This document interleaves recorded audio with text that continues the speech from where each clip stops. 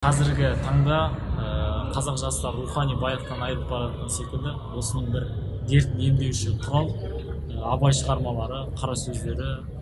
Абай Құнанбаевты біз қазақ әдебиетінің ұлы ағартушысы, қазақ жазба әдебиетінің негізін салушы ретінде мектеп кезінен бастап танимыз.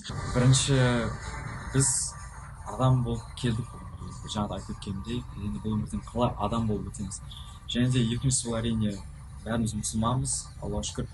Яғни осы дін мәселесі бойынша сұрайтын едім. Және үшінші, осы қазіргі заманғы қазақ қалай болу керек? Яғни бәріміз енді жасыратын ешнәрсе жоқ, батыстанып бара жатырмыз, ол мүмкін өкінішті жағдай.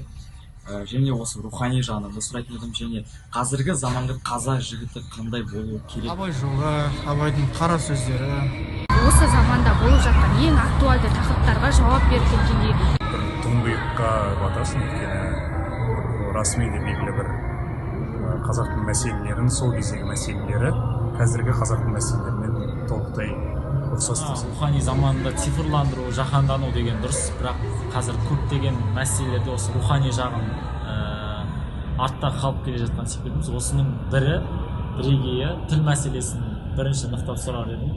Қазіргі қазақылыққа қатысты мысалы. Одан бөлек қазір енді отбасында шыны керек ата-анасын өткізіп жатқандар да көбейіп кетті. Одан бөлек қаншама пиар үшін жұмыс жасайтындар көбейіп кетті. Осыған байланысты тәрбиелік ұғымдардың барлығын нықтап сұрайтын.